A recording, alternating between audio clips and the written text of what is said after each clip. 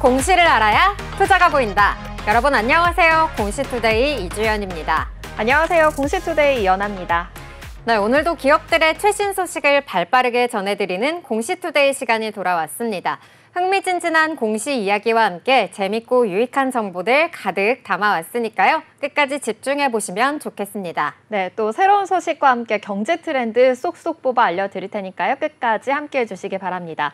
본 방송에서 제공하는 정보는 투자 판단에 대한 조언일 뿐 주식의 가치와 상승, 하락에 대해서는 보장하지 않습니다. 그럼 공시투데이 공투 지금 시작합니다.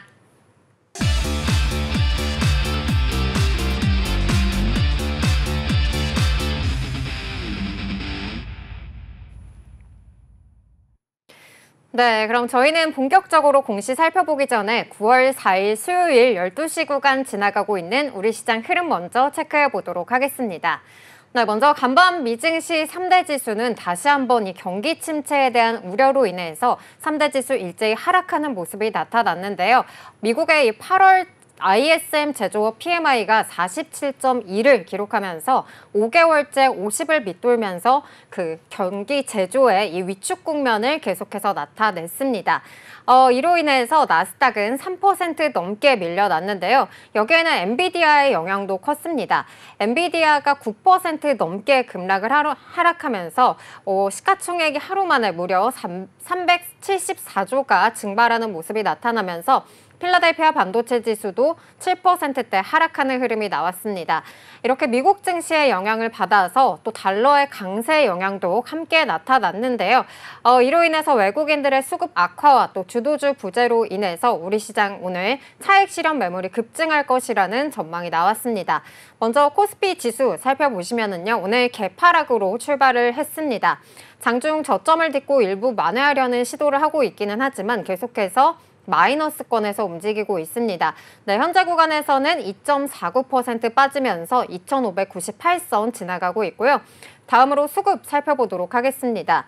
네, 코스피 거래량이 5년 내 최저치를 기록하고 있다는 이야기가 나오는 가운데 오늘도 메이저 수급이 부재한 상황입니다. 외국인은 2거래일 연속 그리고 기관은 3거래일 연속 매도 우위 나타내고 있습니다. 양대 주체 장 초반 매수에서 매도로 전환을 하면서 매도 규모 키워나가고 있습니다. 다음으로는 시총 상위주 흐름도 보겠습니다. 네, 시총 상위주 오늘 1위부터 10위까지 모두 파란불 켜내고 있는데요. 삼성전자 같은 경우에는 최근 한 달 사이에 외국인이 2조 원 이상 매도했다는 소식이 전해지기도 했죠. 오늘 장에서는 2% 넘게 밀리면서 7만 원 선에서 움직이고 있습니다.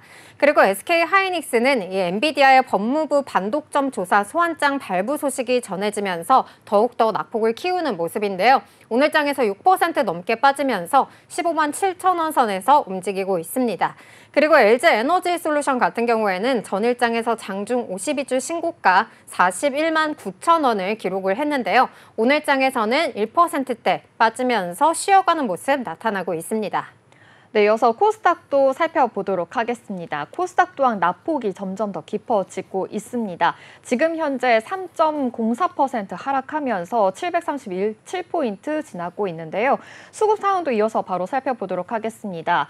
외국인이 2거래 연속 매도 우위 보였었는데요. 오늘은 소폭 사들이는 모습 확인되시고 있습니다. 또 기관도 있는데요. 기관 3거래 연속으로 또 매도 우위 보이고 있고요. 또 오늘 그럼 이어서 시가총액 상위 종목도 살펴보도록 하겠습니다. 오늘 대부분 많은 종목들이 하락을 하고 있는데요. 특히나 알테오젠 좀 올해 들어서 주가가 가파르게 오르기도 했었는데 어제 최고가를 더 경신하기도 했었거든요. 그런데 오늘 그 어제의 상승폭을 좀 반납하는 모습입니다. 지금 현재 3.84% 하락하면서 31만 3천 원 지나고 있습니다. 다시 2위로 좀 내려앉은 모습입니다. 오늘 역시나 바이오주 쪽으로 낙폭이 깊습니다. 이 산청당 제약도 5% 하락세 보이고 있고요. 리가켄바이오도 4% 급락세 보이고 있습니다. 그동안 좀 잘 갔던 테마주들도 오늘 모두 다 하락세 보이고 있는데요. 디페이크 관련된 종목도 급락을 보이고 있고요. HBM 또 반도체 종목들도 모두 낙폭을 키우고 있는 상황입니다. 지금까지 이 시각 시장 상황 살펴봤습니다.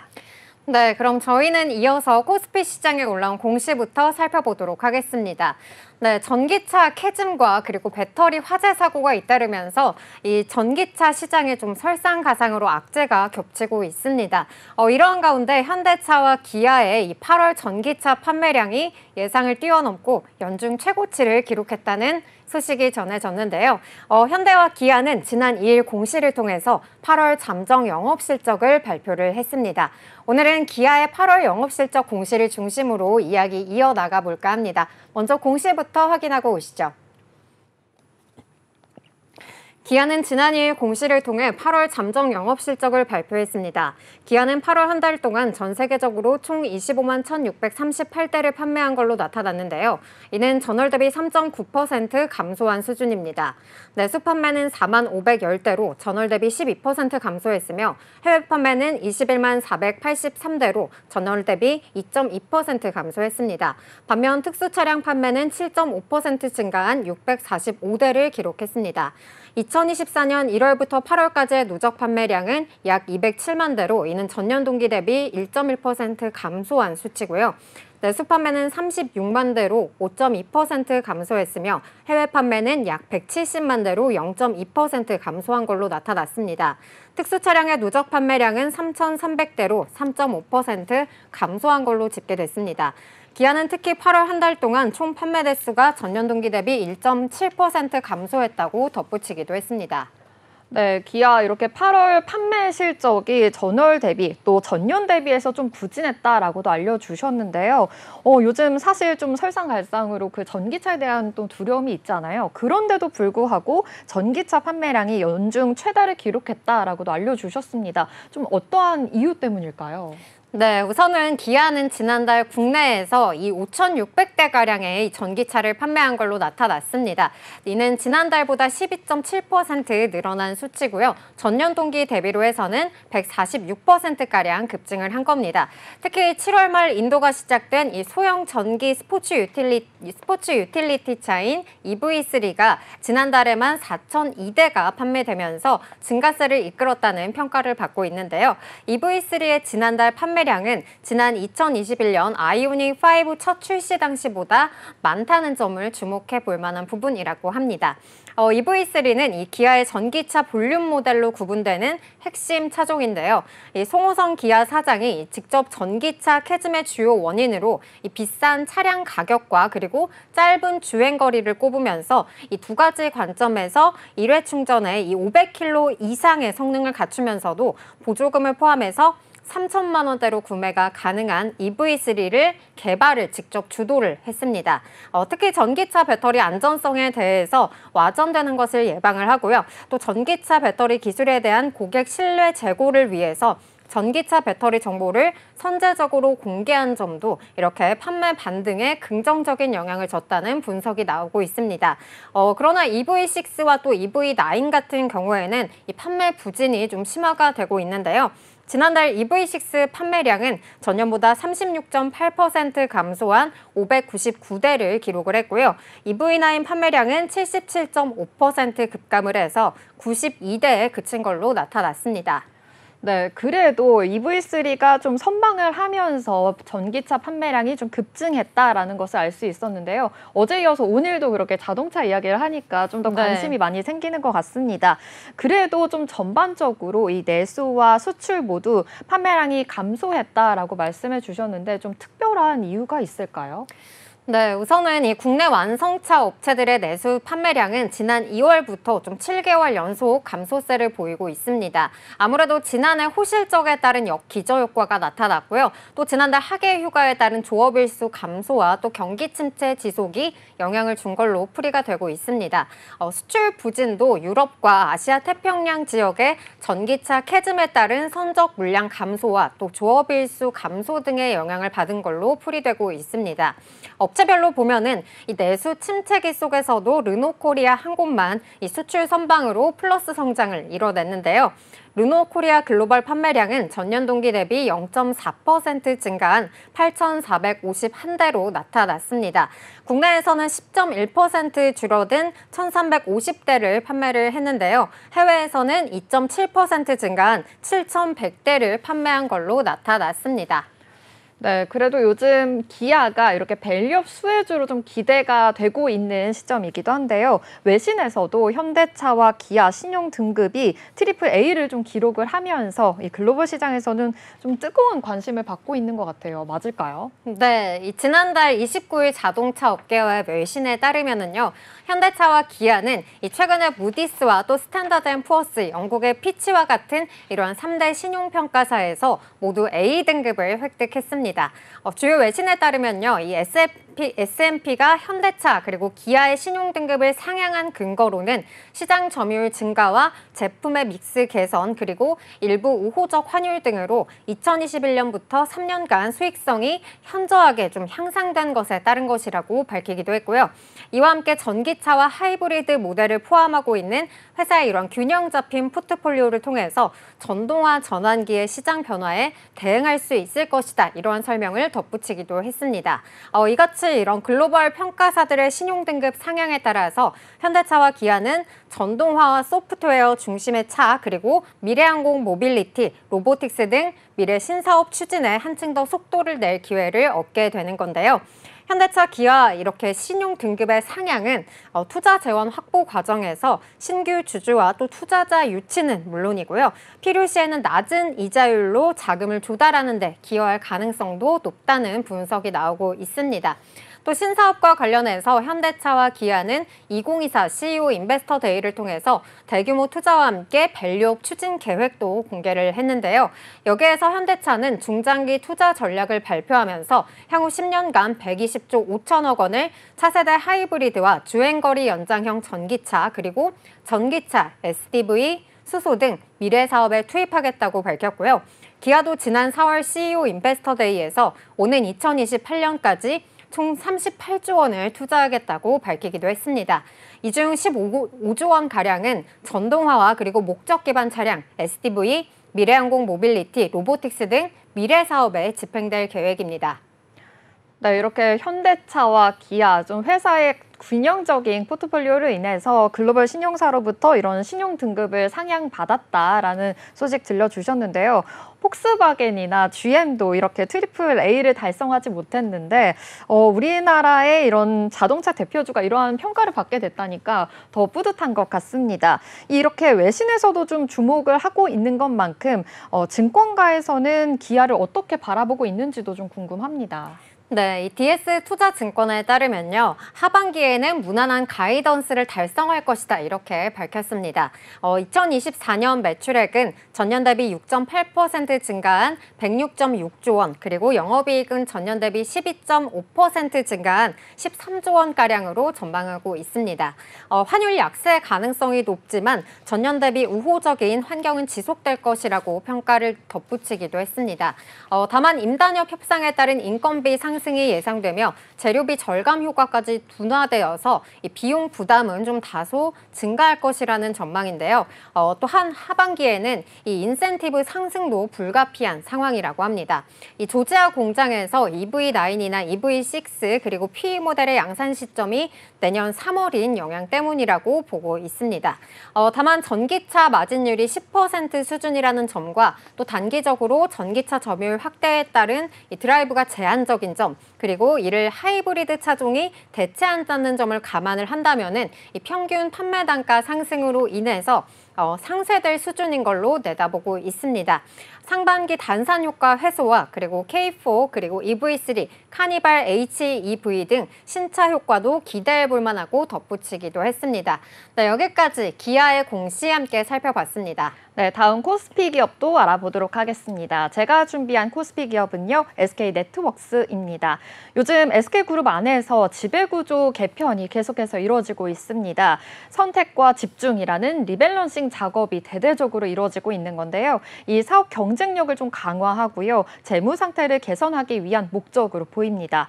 올해 계열사 다이어트도 혹독하게 진행 중입니다. 종속회사의 수를요, 49개를 감소해서요, 667개 가 된 상황이고요.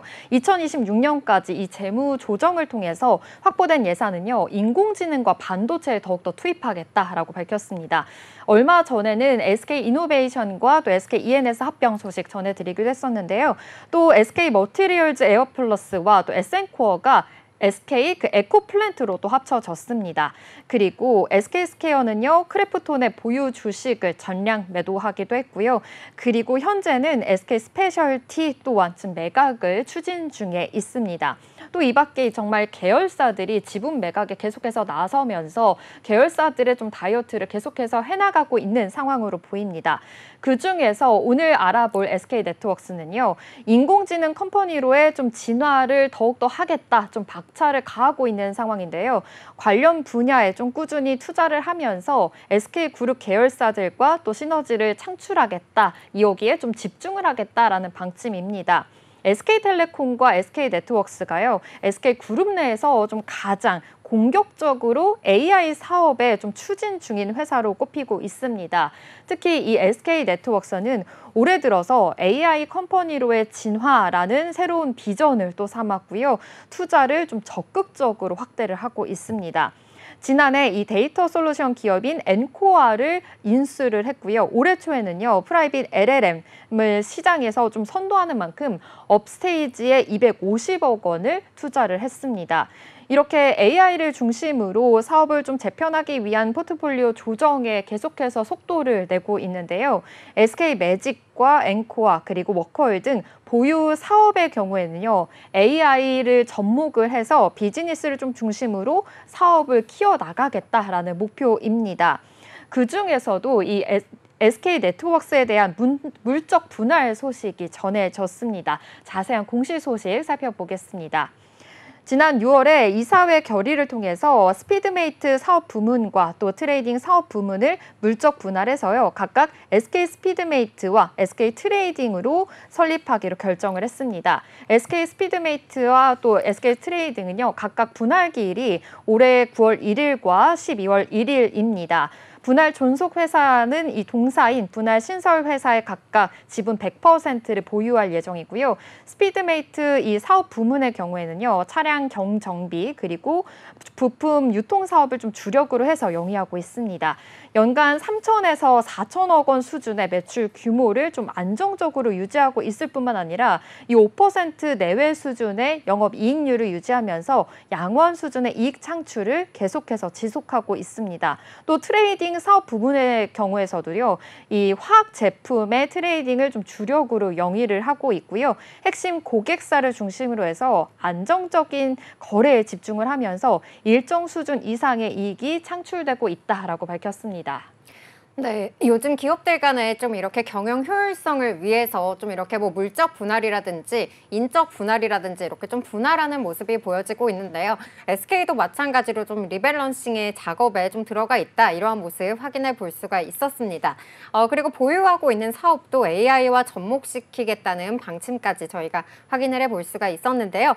SK네트워크스가 이 SK 스피드메이트와 SK 트레이딩으로 물적 분할을 했다고 말씀을 해주셨는데, SK 스피드메이트 분할 기일이 9월 1일이라고 한다면은 이미 좀 설립이 된 그런 상황이네요. 네, 맞습니다. 이 SK 스피드메이트가요, SK 네트워크스의 이 자동차 애프터마켓 부문을 이어받아서 독립법인으로 설립이 됐습니다.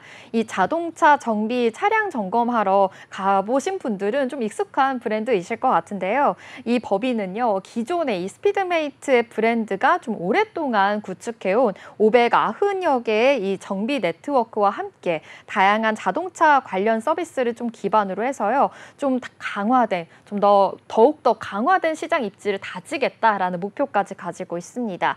특히 이 국산차뿐만이 아니라 수입차의 정비, 그리고 긴급 출동 서비스, 그리고 타이어와 부품 유통 사업에 좀 고객들에게 신뢰받는 서비스를 제공할 예정이고요. 그리고 업계 표준을 좀 높이는데 계속해서 또 기여한 만큼 앞으로도 더 열심히 하겠다라는 포부까지 밝히고 있습니다. 이 SK 스피드메이트는요, 한국 산업 브랜드 파워에서 자동차 관리 부문에서 20여 년 이상 또 1위를 유지하기도 했는데요. 아무래도 고객 만족과 좀 신뢰가 쌓여왔다라고도 할 수 있겠습니다.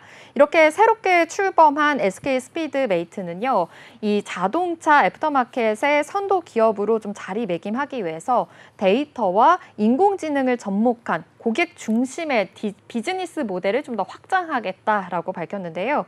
이를 위해서 제휴 파트너와의 협력을 좀 더 강화하고요. 온라인 투 오프라인 서비스를 좀 확대하겠다라는 방침입니다. 이렇게 고객 맞춤형 복합 매장 개발을 위해서 좀 브랜드 가치를 더욱더 높이겠다라고 밝혔는데요. 이와 함께 이 수입차 통합 플랫폼 허클베리 이 프로라는 플랫폼을 이용해서 수입차 부품 유통과 또 사고차 수리 시장에서의 영향력도 강화할 예정입니다. 또 이 SK 스피드메이트가 최근 이 고객 중심의 혁신적인 서비스로 달빛 정비를 도입을 했는데요. 아무래도 좀 시간이 부족한 직장인들을 위해서 차량 정비를 더 편하게 하시라고 매주 화요일과 목요일 오후 10시까지 영업 시간을 좀 연장을 해서 운영을 합니다. 앞으로도 이렇게 고객들에게 더욱 신뢰받는 브랜드로 자리매김을 하고 지속 가능한 좀 성장을 이루겠다라는 목표까지 세우고 있습니다. 네, 개인적으로 이 달빛 정비 사업 굉장히 마음에 드는 것 같습니다. 그리고 이번 달 좀 밸류업 지수를 한국거래소에서 발표하겠다라고 밝히면서 이 밸류업 프로그램에 대한 기대감도 살아나고 있는데요. 요즘에 그러한 영향 때문인지 좀 주주 환원 정책도 굉장히 많이 나오고 있습니다. SK네트워크스도 이 주주들에게 적극적으로 좀 환원을 하기 위해서 중간 배당을 도입했다고 하는데요. 이 부분도 좀 자세히 짚어주시죠. 네, 맞습니다. 올해 3월에 주주 정기총회에서 이 중간 배당 관련된 정관 변경을 승인을 했습니다. 이 본사와 또 자회사의 사업 투자와 또 이런 더욱더 활성화를 위해서 거둬들인 수익을요, 주주들에게 좀 적극적으로 환원을 하기 위해서 중간 배당을 도입을 하고요. 이사회 결의를 통해서 중간 배당을 실시하는 내용을 정관도 신설을 했습니다. 이렇게 매년 주주 환원 정책이 좀 총액이 증가하고 있다는 점이 굉장히 긍정적이다라고 볼 수 있겠는데요. 그동안 한 주당 100원에서 120원에 좀 머물렀던 정기 배당금을요, 2023년 결산부터 주당 200원으로 상향을 했습니다. 이렇게 2022년에 262억 원이었던 배당금 총액이요, 2023년에는 405억 원으로 증가했습니다. 이렇게 주주 환원 정책을 좀 강화하는 환경에서 배당 정책으로 이 사업 수익과 투자 수익 모두 배당 자원으로 좀 삼고 있는 건데요. 각각 이 수익의 일정 배율이 배당액을 좀 산정하는 방식으로 해서 배당의 산정 구조를 좀 확립했다라고도 볼 수 있겠습니다. 2024년 정기 배당은요, 적어도 1주당 200원 수준으로 좀 유지될 것으로 예상이 되고요. 새롭게 받는 이 중간 배당 금액은요, 보통주 1주당 100원, 그리고 우선주 1주당은 125원으로 지금 시행하기로 결정을 했습니다. 이렇게 중간 배당까지 좀 포함하면요, 1주당 배당 금액은 전년 대비해서 50% 이상 상승한 이 300원으로 전망이 됩니다. 2024년 1주당 이 배당금이 300원으로 가정이 되면요, 8월 16일 기준으로 하면 이렇게 배당 수익률이 6.7% 수준이다라고도 볼 수 있겠고요. 이만큼 정말 더욱더 이 배당주로의 매력이 더욱더 부과가 될 건데요. 고 배당주로 좀 거듭날 수 있을 것으로 확인이 됩니다. 이 소식에 지난 30일에는 급등하는 흐름까지 보였습니다. 전거래일에는 외국인과 기관 동반 매수세 들어왔는데요. 오늘 아무래도 좀 시장에 영향을 받았는지 오늘은 하락세 이어지고 있습니다. 2.76% 하락하면서 4,930원 지나고 있습니다. 네, 밸류업 지수가 이렇게 좀 주주 환원 정책에 대한 부분을 평가하는 것도 있지만 또 이 기업 가치를 평가하는 부분도 있는데요. 이 때문에 좀 실적 이야기를 또 안 해볼 수가 없을 것 같아요. 이번 2분기 실적은 또 어떻게 나왔을까요? 네, 이번 2분기 실적 매출과 영업이익 모두 증가했습니다. 자세히 살펴보면요, 올해 2분기 연결 기준 매출액이 약 1조 6,900억 원이었고요. 영업이익이 291억 원을 기록했습니다. 전년 동기 대비해서 0.6%, 14.8% 각각 증가한 수치인데요. 같은 기간 당기순이익은 115.3%로 늘었습니다.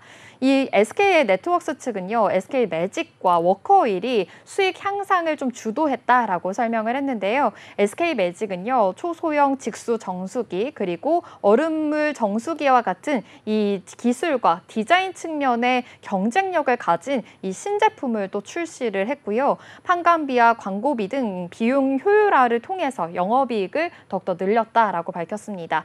또 워커힐도요, 객실과 시급료 매출이 좀 늘면서 해외여행 수요가 확대에 따른 이 인천공항 라운지도 굉장히 또 성과를 보였고요. 환승 호텔 또한 좋은 성과를 보였다라고 밝혔습니다. 스피드메이트 또한 이 정비 사업의 호조와 부품 수출 사업에 대한 효율성이 더욱더 증가가 되면서 이익이 늘어난 것으로 확인이 되는데요. SK네트워스는 올해 6월에 이 자회사 SK 렌터카를 또 양도를 했습니다. 8,200억 원의 양도를 하면서 대규모의 자금 또한 지게 된 상황으로 파악이 됩니다.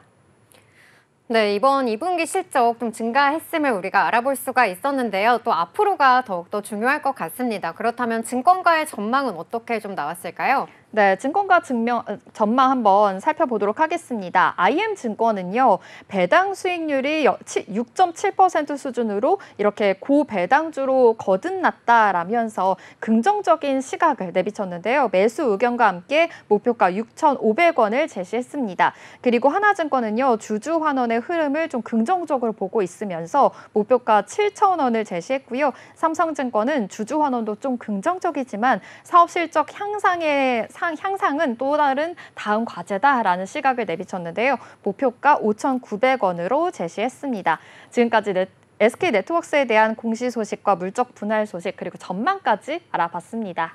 네, 그럼 저희는 지금까지 살펴본 코스피 2개 기업에 대한 공시 요약해 보도록 하겠습니다. 네, 먼저 기아의 공시 요약입니다. 기아는 지난 2일 공시를 통해 8월 잠정 영업 실적을 발표했습니다.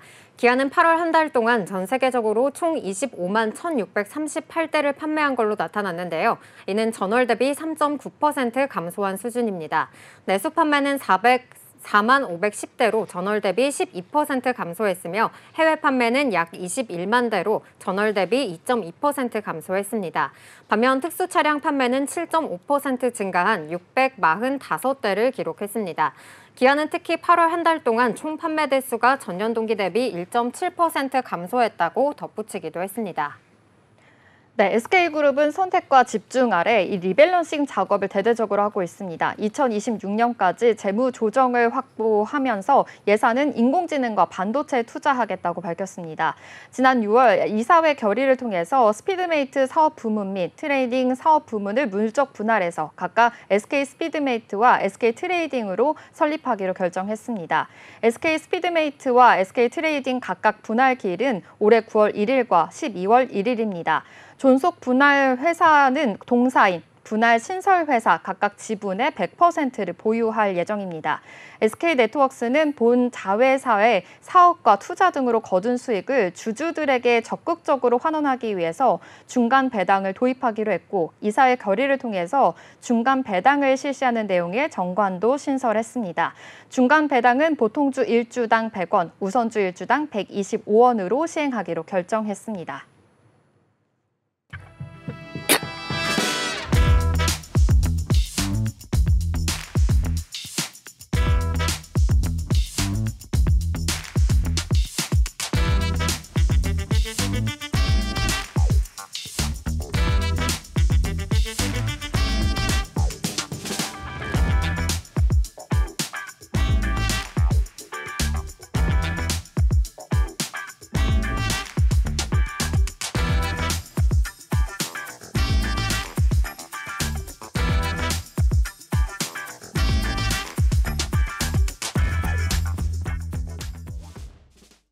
네, 그럼 저희는 이어서 코스닥 시장에 올라온 공시도 살펴보도록 하겠습니다.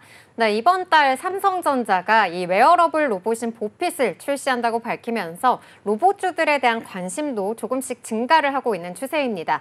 그리고 내년에는요, 이 휴머노이드 로봇 시장이 또 개화를 할 것이다. 이러한 소식들이 전해지면서 이 로봇주들의 실적이 내년에는 좀 증가세를 보일 것이다. 이러한 전망들도 나오고 있는데요. 이러한 가운데 이 삼성전자와 M&A설이 돌기도 했던 이 레인보우 로보틱스의 수주 공시가 전해졌습니다. 먼저 공시 내용부터 확인해 보고 오시죠. 레인보우 로보틱스는 한국천문연구원과 78억 3천만 원 규모의 중고궤도 광학 감시 시스템 개발 계약을 체결했다고 지난 2일 공시했습니다. 이번 계약 규모는 레인보우 로보틱스의 지난해 매출액 대비 약 51.2%에 해당하는데요. 계약 기간은 2027년 10월까지 장기 계속 계약으로 한국천문연구원은 연도별로 약정 금액을 지급할 예정입니다. 네, 레인보우 로보틱스 아무래도 좀 이름에서 아시다시피 좀 로봇주로 많이 알려져 있는데요. 한국천문연구원과 또 이렇게 계약을 하면서 좀 어떤 시너지가 날지도 좀 궁금을 합니다. 휴머노이드 로봇 기술이 좀 이번 계약에 어떠한 역할을 하는 걸까요? 네, 앞서 말씀해 주셨다시피 이 레인보우 로보틱스는 휴머노이드 로봇 관련 기술에서 굉장히 세계적으로 좀 인정을 받고 있는 기업입니다. 이러한 원천 기술은 정밀한 제어와 또 시스템 통합 능력을 요구하는 우주 감시 시스템 개발에 굉장히 많은 도움이 된다고 하는데요. 레인보우 로보틱스는 이번 사업을 통해서 천문연의 이 천체 망원경과 자동 관측 시스템을 포함한 광학 감시 시스템을 개발하고 납품할 예정입니다. 이번 계약을 통해서 레인보우 로보틱스는 기술력을 우주 분야로 확장하는 교두보를 마련하게 된 셈인데요. 이번 계약과 관련해서 이 레인보우 로보틱스 관계자는 시스템 분석과 설계, 개발과 테스트 및 안정화 지원 등 턴키 방식으로 계약을 체결해서 당사의 천문 기술력을 국내외에 선보일 기회가 될 것이라고 밝히기도 했습니다. 또 이로 인해서 레인보우 로보틱스는 우주 사업의 매출 비중이 크게 늘어날 것으로 전망이 되는데요. 특히 이 계약이 회사의 매출로 인식이 되게 된다면은 안정적인 기업 성장을 좀 뒷받침할 것으로 내다보고 있습니다. 또한 우주 산업 내에서의 입지도 앞으로 더욱더 공고하게 할 수 있을 것으로 보여지고 있습니다. 네, 이렇게 우주 분야로 기술력을 확장했다는 부분 좀 의미가 있을 것 같은데요. 또 제가 좋아하는 우주 분야인 거잖아요. 그래서 또 더욱더 좀 관심이 가는 것 같습니다. 그렇다면 이렇게 천문연은 이번 계약을 통해서 좀 어떠한 계획을 또 가지고 있는 걸까요? 네, 천문연은 이 최종 목표 중에 하나인 이 중고궤도상의 자국 우주물체 및 또 자국 우주물체와 충돌할 수 있는 다른 우주물체를 발견, 식별하고 데이터화하는 데 활용할 계획이라고 하는데요. 이를 위해서 국내 및 호주 테스트베드에 이 주경 0.8m급의 광학 망원경을 설치하고요. 24시간 자동 관측 시스템을 운영할 예정입니다. 천문연은 광학 망원경을 통해서 보름달 크기의 약 2배 정도에 해당하는 1평방도 시야에서 이 수십 개의 은하단을 관측할 예정인데요. 이를 통해서 자국 우주물체 보호와 또 우주환경 관리에 크게 기여할 것으로 전망되고 있습니다. 네, 그렇다면 이렇게 레인보우 로보틱스 좀 우주 분야 사업에 좀 발을 처음으로 내딘 것이 아니라 우주 관련된 프로젝트에 참여하기도 했었나요? 네, 레인보우 로보틱스는 이 천문연의 우주물체 전자광학 감시 시스템에 정밀 지향 마운트를 공급한 바 있습니다. 이 마운트는 한국, 미국, 그리고 이스라엘 등 5개 관측소에서 이 3,600분의 1도 단위로 움직이면서 인공위성이나 소행성 같은 우주물체를 추구하고 있는데요. 이 시스템은 최근에 누리호 발사 우주물체 포착에 성공을 해서 독자적인 인공위성 궤도 자료를 확보하는 데 좀 가능하게 만들기도 했습니다. 이는 우리나라가 미국 의존도에서 벗어나서 독자적인 우주 능력 감시 시스템을 좀 갖추고 있다. 이런 성과를 보여주고 있습니다. 네, 이렇게 누리호 발사 우주물체 포착에 좀 성공했다는 소식 네. 저 너무 재밌는데요. 이렇게 우주 산업에서 레인보우 로보틱스의 기술력이 좀 어떻게 활용되고 있는지 살펴봤습니다. 그럼 요즘 방산 관련된 종목으로도 상반기에 사실 좀 주목을 받기도 했었잖아요. 이렇게 기술력도 좀 가지고 있는 걸까요?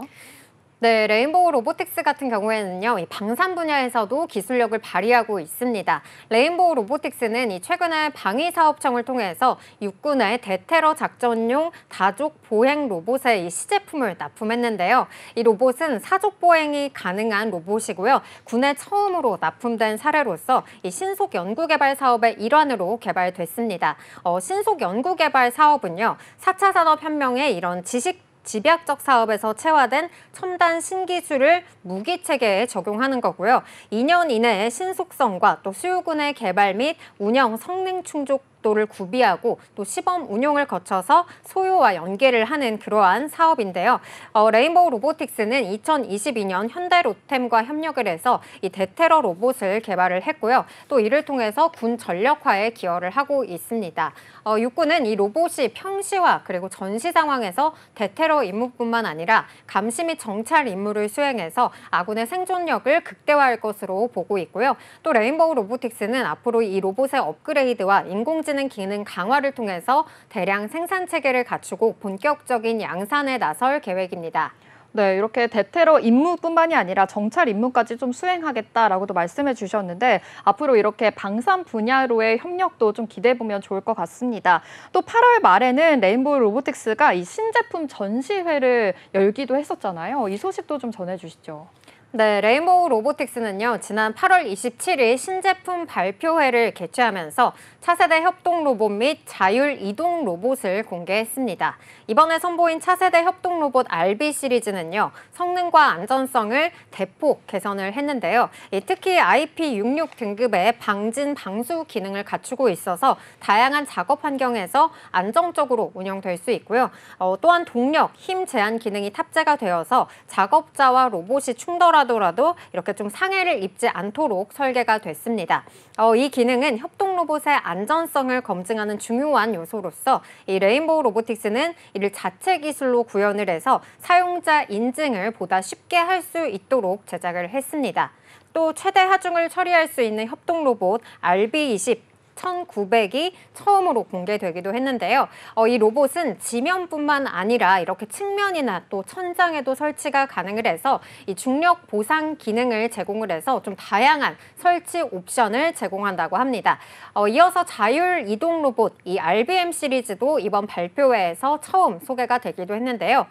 이 로봇들은 자체 개발된 자율주행 소프트웨어를 기반으로 해서 공장이나 물류센터, 병원 등 다양한 산업 현장에서 자재 운송과 또 자동화된 업무 처리를 수행할 수 있게 됩니다. 더욱더 강력한 센서 시스템과 향상된 알고리즘을 통해서 안전성과 효율성도 크게 개선됐다는 점을 입증하기도 했습니다. 네, 그리고 이정우 레인보우 로보틱스 대표는요, 향후 이 협동 로봇과 이동 로봇을 결합한 제품도 앞으로 출시할 계획이라고 밝히기도 했습니다. 여기까지 레인보우 로보틱스의 수주 공시 살펴봤습니다. 네, 다음 코스닥 기업 알아보도록 하겠습니다. 코스닥 기업 옵티팜 준비했습니다. 이 옵티팜은요, 1세대 바이오 기업입니다. 그리고 국내 이종장기 이식 연구 기업인데요. 시청자분들께서는 이 장기 이식에 대해서 좀 생각해 보셨는지 모르겠습니다. 사실 좀 쉽게 생각하기에는 좀 어려운 분야이기도 한데요. 네. 매일 평균 17명이 장기 이식을 좀 대기하다가 사망을 한다고 합니다. 우리나라에서도 한 해 약 3,000명이 이 장기 이식 대기 중에 사망을 한다고 하는데요. 보건복지부에 따르면요, 2013년부터 2022년까지 9년 사이에 이렇게 사망하는 사람이 무려 2.5배나 늘었다고 합니다. 이렇게 장기 이식을 좀 애타게 기다리는 사람은 늘고 있지만 기증자 수는 아무래도 좀 제자리 걸음 중이기도 한데요. 이렇게 현실적인 대안으로요, 다른 동물의 장기를 사람에게 이식을 하는 이종 장기 이식이 나왔습니다. 이종 장기 이식 시대의 개막이 좀 서서히 다가오고 있다라고 알려졌는데요. 보건복지부는요, 향후 4년 안에 이종 장기 이식 임상 시험에 좀 진입하는 것을 목표로 하고 있고요. 국가 과제로 이렇게 시행을 하고 있습니다. 특히 이렇게 국가 과제로 이종 장기 이식을 연구하는 국가가 우리나라가 유일하다고 하는데요. 지난 4월에는 난치병 환자의 새해 희망, 이종장기 이식 현황과 미래라는 컨퍼런스가 열리기도 했습니다. 또 지난 3월에는요, 미국에서 세계 최초로 이 살아있는 사람에게 돼지 콩팥을 이식을 했습니다. 당뇨병과 또 고혈압 등으로 말기 콩팥 질환을 앓고 있는 환자에게 이렇게 유전자가 변형된 돼지 콩팥을 좀 성공적으로 이식을 했고요. 2주 만에 퇴원을 했다고 합니다. 지금까지도 큰 문제 없이 좀 회복하고 있는 것으로 알려졌는데요. 이처럼 이종 장기 이식 말 그대로 이렇게 세포, 조직, 장기 장기 등을 이 한 종의 유전적으로 좀 다른 종에게 이식을 하는 것을 이야기합니다. 다양한 동물을 좀 대상으로 진행이 되고 있는데요. 그중에서도 많은 연구가 이루어진 것은 돼지입니다. 아무래도 이렇게 돼지의 각막, 그 쇄도, 신장, 심장 이렇게 다양한 장기가 연구가 되고 있는데 그 이유가 이 장기의 크기와 형태 등이 유전학적 아니면 이렇게 세부 생리학적으로 보면 인간과 좀 매우 유사하다고 합니다. 실제로 이 돼지의 심장 크기가요, 인간의 94%인 걸로 알려졌습니다. 또 최근에는 미국에서 이 돼지의 인공 심장에 이어서 인공 신장을 이 사람에게 이식하는 새로운 수술이 또 진행이 됐다고 하는데요. 이와 함께 이종 장기 이식을 위해서 면역 거부 반응을 최소화한 형질 전환 돼지를 생산할 기술력을 갖춘 기업들도 재주목을 받고 있습니다. 글로벌 기업으로는요, 리비비코 그리고 이제네시스 그리고 유나이티드가 대표적이라고 합니다. 하지만 국내에서는요, 이렇게 옵티팜이 있는데요. 옵티팜이 이 10가지의 유전자를 변형한 형질 전환 돼지를 생산하는 기술을 확보하고 있고요. 인공 쇄도와 그리고 인공 신장 이식을 좀 시도하기 위한 영장류 실험을 계속해서 진행을 하고 있습니다. 네, 돼지와 인간의 장기가 이 정도로 또 유사하다고 하니까 굉장히 놀라운 것 같은데요. 이종 장기 이식, 아무래도 장기 이식을 기다리는 환자들에게는 또 희망의 좀 이식 방법이 되지 않을까 생각이 듭니다. 네, 앞서 말씀하셨다시피 이 면역 거부 반응을 줄이기 위해서 유전자 변형 과정을 거친 이 돼지를 좀 이용하는 과정도 좀 쉽지가 않을 것 같은데요. 이 옵티팜 그래도 20년 넘게 좀 이종 장기를 연구하고 있다면서요. 네, 맞습니다. 이 옵티팜이 국내에선 2000년 7월부터 아비코와 그 생명공학 연구소로 출발해서요, 1세대 바이오 기업입니다. 20년 넘게 이종장기 연구를 선도를 하고 있는데요. 김현일 대표는 이 전 세계적으로 장기와 혈액이 부족한 상황에서 이종장기는 아무래도 환자를 위한 새로운 대안이다라고 이야기했습니다. 그리고 이종장기 이식에 최적화된 시설을 갖추고 있고요. 기술력도 앞서고 있다라고 대표는 이야기했는데요. 아무래도 요즘 고령화 시대이니만큼 장기 이식 환자가 계속해서 좀 증가할 것으로 예상을 하고 있고, 이 장기 공급 방법이 제한된 상황에서 이종장기가 좀 대안으로 꼽히고 있는 현 시점입니다. 현재 옵티팜은 이 사람의 유전자를 넣은 형질 전환 돼지를 이용해서요, 이종 신장과 또 이종 쇄도를 연구하는 데 집중을 하고 있습니다. 지난해에는 형질 전환 돼지 신장을 이식한 원숭이가 국내 최대인 221일을 생존하는 성과를 또 도출했는데요. 실제 사진에서 보이는 원숭이가 그 생존된 그 원숭이입니다. 또 이 돼지 쇄도를요, 당뇨병 환자에게 이식을 하는 이종 쇄도 이식도 인체 임상 시행 중이다라고도 밝히기도 했는데요. 이처럼 이종 장기 이식의 핵심 기술은요, 면역 억제라고 합니다. 인간 몸속에 아무래도 외부 물질이 들어오면 몸에서 강력한 이 면역 반응을 일으킨다고 하는데요. 때문에 이 형질 전환 돼지가 필요한 겁니다. 돼지의 유전자는 없애고요, 인간의 유전자를 넣어서 최대한 이 사람의 유전자와 좀 비슷하게 만들어야 된다라고 밝혔습니다. 이 옵티팜이요, 돼지 유전자 4개를 제거하고 사람의 유전자 4개까지 들어간 형질 전환 돼지를 지금 개발을 했습니다.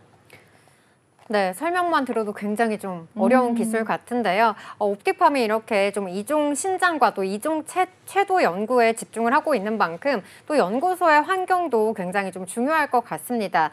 최근에는 사옥을 증축하겠다, 또 이러한 소식이 들려왔다면서요. 네, 바로 어제 공식 소식이 들려왔습니다. 옵티팜이 이 GMP 생산 라인 증축을 위해서 사업을 증축에 나섭니다. 본사 건물 비동 3층 증축을 위해서 투입되는 금액 26억 원이고요. 지난해 옵티팜 자기 자본 251억 원의 10.73%에 해당합니다. 투자 기간은 2025년 3월 20일까지입니다. 회사 측은 이 투자 목적에 대해서 제조 품질 관리 기준, 생산 라인 구축을 위한 공간 확보와 그리고 업무 기반 시설 확충, 근무 환경 개선이라고 설명했습니다. 네, 국가에서는 이 향후 4년 안에 이종장기 이식 임상시험에 진입하는 것을 좀 목표로 하고 있다고 하는데요. 옵티팜도 임상시험을 위해서 이 최선의 연구를 하고 있다, 좀 이렇게 파악이 되고 있습니다. 그렇다면 옵티팜의 경쟁력 좀 우리가 어떻게 이해를 해보면 될까요? 네, 아무래도 이 옵티팜의 경쟁력은요, 일반 대지를 사용하는 미국과 달리 미니 대지를 사용한다는 점입니다. 김현일 대표는 일반 대지는요, 완전히 성장을 하면 200kg 이상이 되기 때문에 사람보다 장기가 더 커집니다. 하지만 이 미니 장기는요, 사람의 90% 수준의 크기와 비슷하다라고 밝혔는데요. 이렇게 또 미니 대지를 사용하면서 미니 대지가 자연 교배로 좀 번식이 잘 된다라는 점에서도 좀 경쟁력이 있다라고 밝혔습니다. 이종 이식 원료 동물의 생산 시설은요, 또 원균 제어 시설을 가지고 있어야 되는데요. 옵티팜 또한 이 또 다른 경쟁력이라고 합니다. 이 시설을 갖추고 있는데요. 이 DPF가요, 외부로 들어오는 병원균을 차단해서요, 뮤균 돼지를 생산하는 시설입니다. 또 이곳에서 이렇게 해서 형질 전환의 돼지가 또 태어나고 자라게 되는데, 아무래도 이종 이식에 좀 활용되어야 하는 만큼 좀 까다로운 조건에서 성장이 되기 때문에 이 시설을 갖추고 있는 것 자체가 굉장한 또 경쟁력이다라고 볼 수 있겠습니다. 네, 이러한 시설이 바로 이 옵티팜의 경쟁력이다라고 말씀을 해주셨고요. 형질 전환 돼지의 또 심장을 이식받은 영장류가 180일 넘게 생존 중이라는 이 소식 때문에 또 화제가 되기도 했었는데요. 이 부분 좀 더 자세하게 얘기해 주시죠. 네, 맞습니다. 이렇게 형질 전환 돼지의 심장을 이식받은 영장류가요, 182일째 생존 중이라고 8월 16일에 밝혀졌습니다. 이 옵티팜과 건국대학교 병원 그리고 안정성 평가 연구소로 구성된 연구진이요, 지난 2월 16일에 6개 유전자가 변형된 이 돼지 심장을 영장류에 이식을 했습니다. 이종 심장을 이식받은 이 영장류가 지난 5월 27일 국내 처음으로 이 생존기간 100일을 돌파를 했고요. 이종 심장 이식 분야에서 최장 기록을 세운 바가 있습니다. 그런데 지금은요, 이렇게 100일을 넘어서 180일 넘게 이렇게 살아있다는 거는 굉장한 의미를 가지고 있다라고 분석할 수 있는데요. 아직 이렇게 고용 장비에 대한 임상 가이드는 좀 명확히 제시되어 있지 않지만 이종 채도에 따른 기준을 보면요, 임상 진입 가능성을 확인하는 이 생존 일수다라고 볼 수 있겠습니다. 이종 채도의 경우에는요, 비임상 시 같은 프로토콜을 적용해서 8마리 중에 5마리가 6개월 이상 생존을 하고, 그중에서 1마리가 1년을 생존을 한다면 인체 임상에 나설 수 있는 것으로 파악이 됩니다. 또 전 세계적으로 이렇게 돼지 심장을 이식한 영장류가 180일 이상 생존한 데이터를 확보한 나라는요, 현재 미국 연구팀 외에는 없다고 합니다.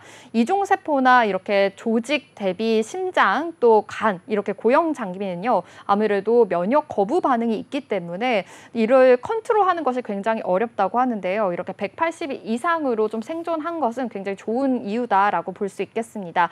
우리나라 이종 장비 기술 좀 계속해서 전반적으로 향상을 하고 있기 때문에 향후 이 전망 또한 굉장히 밝다라고 이야기했습니다.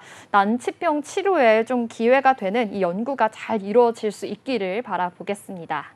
네, 그럼 저희는 여기까지 살펴본 코스닥 기업 2개에 대한 공시도 요약해 보도록 하겠습니다. 먼저 레인보우 로보틱스의 공시 요약입니다. 레인보우 로보틱스는 한국천문연구원과 78억 3천만 원 규모의 중고궤도 광학 감시 시스템 개발 계약을 체결했다고 지난 2일 공시했습니다. 이번 계약 규모는 레인보우 로보틱스의 지난해 매출액 대비 약 51.2%에 해당하는데요.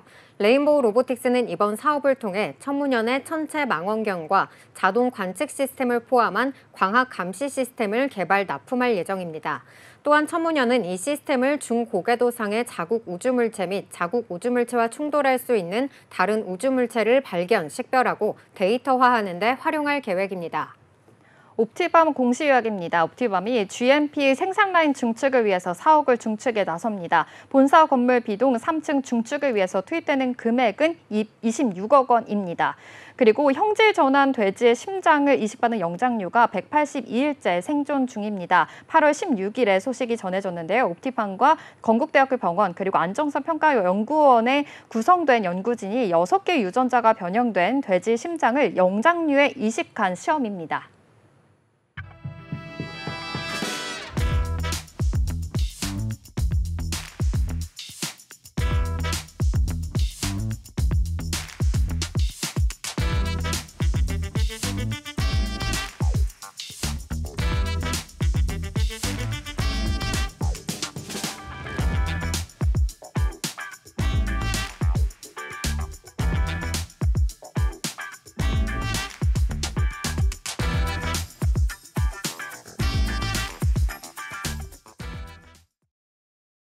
네, 오늘 준비한 공시투데이는 여기까지입니다. 오늘 전해드린 기업 소식과 또 정보들 여러분의 투자에 도움이 되셨으면 좋겠고요. 내일은 더욱더 알찬 내용으로 찾아뵙도록 하겠습니다. 네, 공시투데이 다시 보기는 네이버와 유튜브 채널을 통해 가능합니다. 본 방송에서 제공하는 정보는 투자 판단에 대한 조언일 뿐 주식의 가치와 상승, 하락에 대해서는 보장하지 않습니다. 네, 그럼 오늘도 성공 투자에 한 걸음 더 나아가시길 바라면서 공시투데이는 내일 12시에 계속됩니다. 시청해주신 여러분 고맙습니다.